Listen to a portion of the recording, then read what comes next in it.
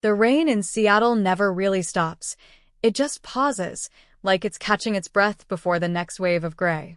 On the third floor of the old brick apartment building on Pine Street, Ethan Harper sat on the couch that smelled faintly of spilled beer and laundry detergent, staring at the television screen that had gone to static. The remote lay on the carpet where he'd dropped it an hour ago. He hadn't moved since. His phone buzzed on the coffee table for the 7th time. He knew who it was without looking. Mia. She'd left 4 voicemails already, each one shorter than the last, her voice climbing that familiar ladder from worry to panic. He couldn't listen to them yet.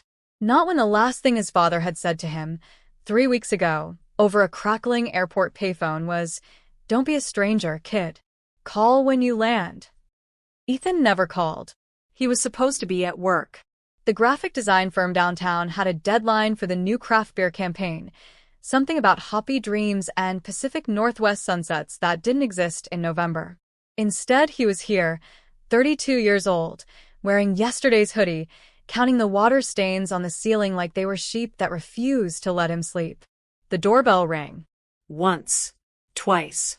Then the knocking started. 3 sharp raps that sounded exactly like his dad used to do when Ethan locked himself out as a kid. "Ethan James Harper, I swear on everything holy, if you don't open this door, I'm calling the super and then your mother." Mia. He dragged himself up, legs numb, and undid the chain. She stood in the hallway holding a paper bag from the diner on the corner and a face that looked like she'd aged 5 years since college. Her dark hair was plastered to her forehead from the rain. Her eyes were red-rimmed but fierce. "You look like death," she said, pushing past him. "Thanks." She dropped the bag on the kitchen counter, greasy hash browns and extra crispy bacon, the only thing his dad ever ordered when they came to visit. The smell punched Ethan square in the chest. "I heard," she said quietly. "I'm sorry." He nodded, throat too tight for words. Mia had met Daniel Harper exactly 4 times, but every time the man had treated her like she'd grown up next door. He taught her how to flip pancakes without a spatula, told her embarrassing stories about Ethan's middle school poetry phase, and once, after too much bourbon, cried in the garage while showing her his old army medals. "Lost too many friends," he'd whispered. "Don't ever let this one go, kid." Ethan sank back onto the couch. Mia sat beside him, close enough that their knees touched. She didn't try to hug him. She knew better. Instead, she pulled 2 forks from the bag and handed him one. "Eat," she said. "Your dad would lose his mind if he thought you were starving yourself over him." Ethan laughed, a sound like breaking glass, and it turned into a sob that tore out of him so violently he dropped the fork. Mia set the food aside and wrapped her arms around him then, no hesitation. He cried into her sweatshirt until it was soaked, until his ribs hurt, until the only thing left was the hollow echo of a little boy asking why the world kept taking pieces of him. When the storm inside him finally quieted, Mia wiped his face with the sleeve of her hoodie like he was 5.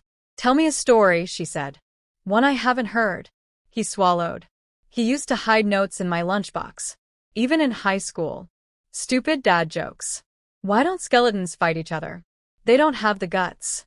I'd roll my eyes in front of everyone, but I kept every single one. Mia smiled softly. "Show me." Ethan stood on shaky legs and went to the bedroom. In the back of his sock drawer was a shoebox held together with duct tape. Inside, 217 tiny folded squares of notebook paper, some yellowed with age. He brought it back and dumped them on the couch between them like confetti from a life that no longer existed. Mia picked one up, unfolded it. Read aloud in Daniel Harper's booming voice imitation. "What do you call a fake noodle?" "An impasta. Love you more than pizza, kid." "Dad." She laughed through fresh tears. Ethan grabbed another. "Don't forget an umbrella. Seattle's not forgiving. Proud of you today." Dick. They went through 30, 40, 50 notes, voices overlapping, laughter and crying braided together until the lines blurred. At some point, Mia started timing how fast she could find ones that mentioned food. Ethan countered with every note that referenced superheroes. It was the closest thing to time travel he'd ever experienced, his father's handwriting leaping off the page, alive again. Around midnight, Mia fell asleep against his shoulder, one hand still clutching a note that said, "You're stronger than you know. Call if you need me. I'm always here." Ethan stared at it until the words swam. He eased himself up, careful not to wake her, and went to the kitchen. The fridge hummed too loudly in the silence. On the door, held by a magnet shaped like the Space Needle, was a postcard from 3 months ago. Daniel standing in front of his new food truck, the Wandering Waffle, grinning like a man who'd finally beat the universe at its own game.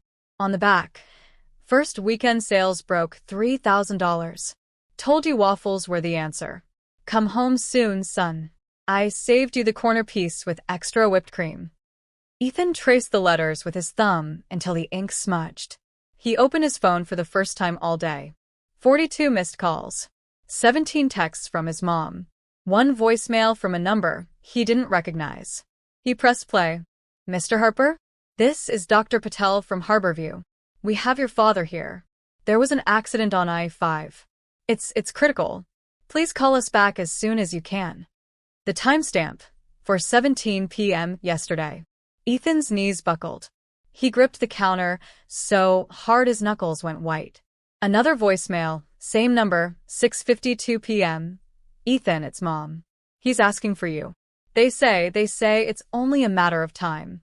Please, baby." He scrolled down.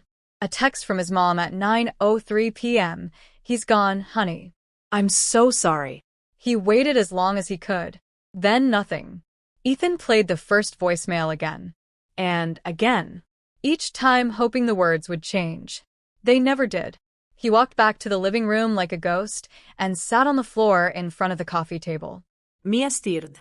"Hey," she whispered. "You okay?" He shook his head. Held up the phone. She listened to the messages without flinching, then crawled down beside him and laid her head on his shoulder. "I should have called him back," Ethan said, voice raw. "He left me a voicemail last week. Just checking in. I was slammed with work. I figured tomorrow. There's always tomorrow, right?" Mia was quiet for a long time. Then, "Remember sophomore year when my grandma died? You sat with me on the dorm roof for 6 hours and counted shooting stars until I stopped shaking. This is different